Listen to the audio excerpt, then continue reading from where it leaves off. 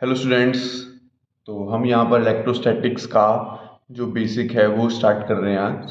क्या होता है यहाँ पर देखो। तो इलेक्ट्रोस्टैटिक्स जो होती है वो फिजिक्स की वो ब्रांच है जिसमें हम चार्ज की वजह से जो रेस्ट पे होता है उसकी वजह से जो फोर्स है, फील्ड है, पोटेंशियल है, उसके बारे में स्टडी करते हैं। उसको हम इलेक्ट्रोस्टैटिक कहते हैं।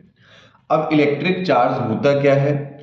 इलेक्ट्रिक चार्ज किसी बॉडी की वो प्रॉपर्टी है जिसकी वजह से वो किसी दूसरी बॉडी पर फोर्स एक्सपर्ट करेगा, लगाएगा, या फिर रेस्पॉन्ड करेगा, या फिर अपने आप को पर फोर्स लगवाएगा। ठीक है, यानी ये कह सकते हैं इलेक्ट्रिक चार्ज किसी बॉडी की वो प्रॉपर्टी है जिसकी वजह से वो किसी बॉडी पर फोर्स लगाता है या फिर अपने ऊपर अप्लाई करवाता है।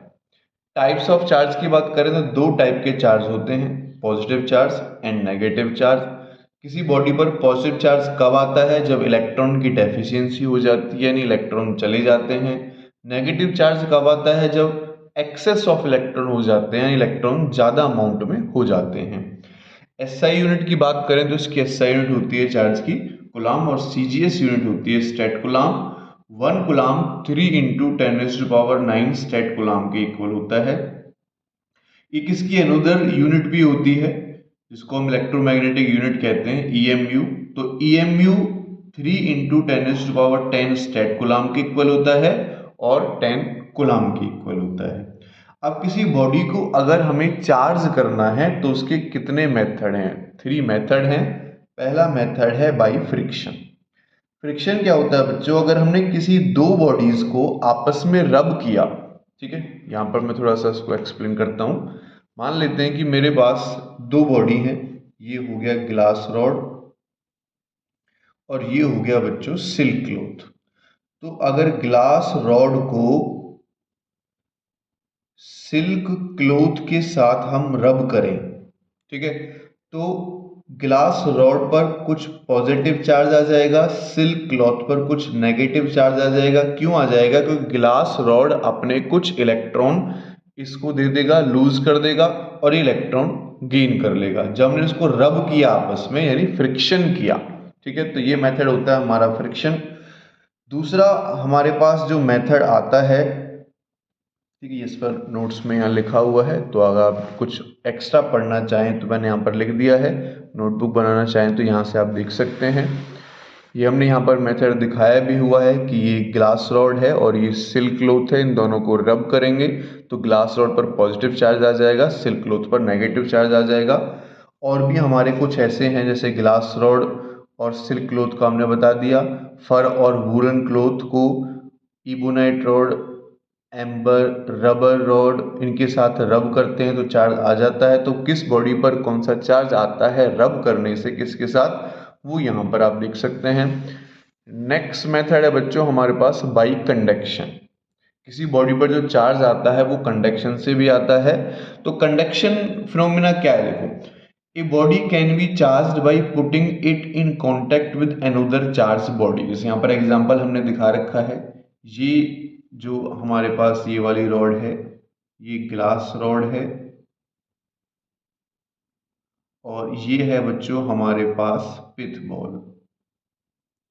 देखो, अभी हमने इसको इससे दूर रखा है, कांटेक्ट में नहीं लेकर आए, लेकिन यहाँ पर जैसे हम इसको कांटेक्ट में लेकर आते हैं तो इससे कुछ चार्ज हमारा पिथ बॉल पर आ जाता है, और जैसे ही ग्लास रॉड को हम इससे अलग करते हैं तो इस पर जो चार्ज आया था वो पूरे पिथ बॉल पर हमारा फैल जाएगा। तो इसको बोलते हैं बाई कंडक्शन। भाई, इस पर इनिशियली कोई चार्ज नहीं था, लेकिन जैसे ही हम चार्ज बॉडी को इसके कांटेक्ट में लेकर आए तो इस बॉडी पर चार्ज आ गया। इस फिनोमिना को बोला जाता है कंडक्शन फिनोमिना। नेक्स्ट जो हमारे पास आता है बच्चों वो आता है बाई इंडक्शन। बाई इंडक्शन वाला फिनोमिना काफी इंपॉर्टेंट है बच्चों हमारा। ठीक है, तो बाई इंडक्शन क्या कहता है? वहां पर हम कांटेक्ट में लेकर आ रहे थे, लेकिन यहां पर हम कांटेक्ट में लेकर नहीं आएंगे, केवल नियर बाई लेकर आएंगे। It is the phenomena of charging an uncharged conducting body by bringing a charged body near it without making a direct contact between the two bodies। जैसे यहाँ पर हम देख सकते हैं एक बॉडी है, इसको मुझे चार्ज करना है। अब एक ग्लास रॉड को इस पिथ बॉल के मैं नियर लेकर आया तो क्या होगा? बाई इंडक्शन इसका जो पिथ बॉल का नेगेटिव वाला यानी जो पास वाला हिस्सा है ग्लास रॉड का, उस पे अपोजिट चार्ज आ जाएगा, और दूसरी तरफ फिर से जो ग्लास रॉड पर चार्ज होगा वो आ जाएगा। हम नेक्स्ट स्टेप में क्या किया बच्चों कि ये इसको हमने अर्थ कर दिया। अर्थ करने से ये जो पूरा का पूरा पॉजिटिव चार्ज था वो हमारा चला गया अर्थ में, ठीक है, अर्थ में चला गया।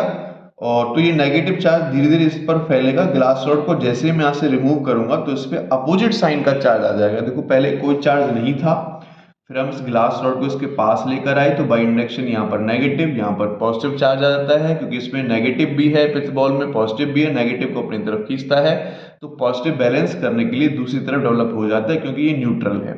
अब जैसे हम इसको अर्थ से कनेक्ट करते हैं तो ये जो पॉजिटिव चार्ज है ये अर्थ में चला गया, इस पर केवल नेगेटिव बचा, नेगेटिव पूरी बॉडी पर फैल जाएगा। इस फिनोमिना को बोलते हैं हम बाई इंडक्शन फिनोमिना, किसी बॉडी को चार्ज करने के लिए। अब हम पढ़ते हैं यहाँ पर basic properties of electric charge. Electric charge scalar quantity है, ट्रांसफरेबल है, यानी एक बॉडी से दूसरी बॉडी पर ट्रांसफर कर सकते हैं, जैसे हमने कंडक्शन मेथड में किया। Charge always associated with mass, mass के साथ ही चार्ज हमारा आएगा। चार्ज इनवेरिएंट है, इनवेरिएंट का मतलब कि वेलोसिटी या स्पीड के साथ चार्ज हमारा किसी बॉडी पर चेंज नहीं होगा। Like charge repel each other and unlike charge attract each other, एक जैसे चार्ज यानी पॉजिटिव पॉजिटिव या नेगेटिव नेगेटिव एक दूसरे को रिपेल करेंगे और पॉजिटिव नेगेटिव एक दूसरे को अट्रैक्ट करेंगे। नेक्स्ट प्रॉपर्टी आती है बच्चों इसकी, चार्ज इज एडिटिव। जो चार्ज है वो एडिटिव है, यानी टोटल चार्ज जो होगा बॉडी पर वो अलजेब्रिक सम ऑफ चार्जेस के इक्वल होगा। जैसे हम एग्जांपल ले लेते हैं कि ये हमारे पास एक बॉडी होगी, देखो इस पे यहाँ प्लस का क्यू चार्ज है, मान लो यहाँ से रब किया था, यहाँ से रब किया प्लस का 3q आ गया, यहाँ से रब किया प्लस का 5q आ गया, यहाँ से रब किया माइनस का 2q आ गया। तो बॉडी पर जो टोटल चार्ज है इन सबको ऐड करेंगे, इन सबको हमने ऐड किया, प्लस का q माइनस का 2q प्लस का 3q प्लस का 5q, तो प्लस का 7q इसका आंसर आ जाएगा, ये माइनस का 2q इससे कैंसिल आउट हो जाएगा। फिर आता है हमारे पास चार्ज इज कंजर्वेटिव। जो चार्ज है बच्चों वो कंजर्वेटिव है, ठीक है। कंजर्वेटिव का मतलब कि total charge on a body, जो टोटल चार्ज होगा किसी बॉडी पर वो क्या होगा, आइसोलेटेड सिस्टम में कांस्टेंट रहेगा, ठीक है। आइसोलेटेड सिस्टम में क्या रहेगा बच्चों, कांस्टेंट रहेगा।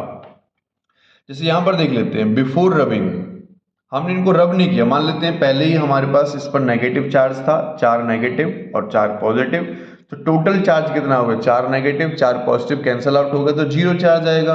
अब मान लो मैंने इसको इसके साथ रब कर दिया, जैसे मैं इस बॉडी को इसके साथ रब करूंगा तो मान लेते हैं कि इस पे 4 नेगेटिव और आ गए और इस पे 4 पॉजिटिव और आ गए। भाई रब करेंगे तो इसके इलेक्ट्रॉन इस पे ट्रांसफर, इसके इलेक्ट्रॉन इस पे ट्रांसफर हो गए, है ना, ग्लास रॉड के इलेक्ट्रॉन इस पे ट्रांसफर हो गए। लेकिन अभी भी देखो टोटल 8 पॉजिटिव है 8 नेगेटिव है, तो टोटल चार्ज आइसोलेटेड सिस्टम पर अभी भी कितना है, 0 है। इसे हम कहते हैं चार्ज इज कंजर्वेटिव, ठीक है। एक एनसीईआरटी का क्वेश्चन आ जाता है कि ordinary rubber is an insulator but the special rubber tyres of aircraft are made slightly conducting, why is this necessary. कहता है कि जो हमारे पास ऑर्डिनरी रबर है इंसुलेटर होता है, लेकिन कुछ स्पेशल टायर्स जो होते हैं, चाहे वो ट्रक की बात करें एयरक्राफ्ट की बात करें, वो स्पेशल बनाए जाते हैं कंडक्टिंग। कंडक्टिंग क्यों बनाए जाते हैं, देखो जैसे ही हमारा ट्रक है एरोप्लेन है, जब उसके मूव करेगा, भाई रनवे पर मूव करेगा, रनवे पर मूव करेगा तो फ्रिक्शन की वजह से उसके टायर्स में चार्ज आ जाएगा, तो बहुत सारा चार्ज इकट्ठा होगा, तो हमारे पास स्पार्क प्रोड्यूस होने से आग लगने की पॉसिबिलिटी बढ़ जाती है। तो इसलिए उनको कंडक्टिंग रखते हैं कि जैसे वो रनवे पर दौड़ेगा साथ साथ वो अर्थ में ट्रांसफर होता रहेगा। थैंक यू सो मच, मिलते हैं नेक्स्ट पार्ट में।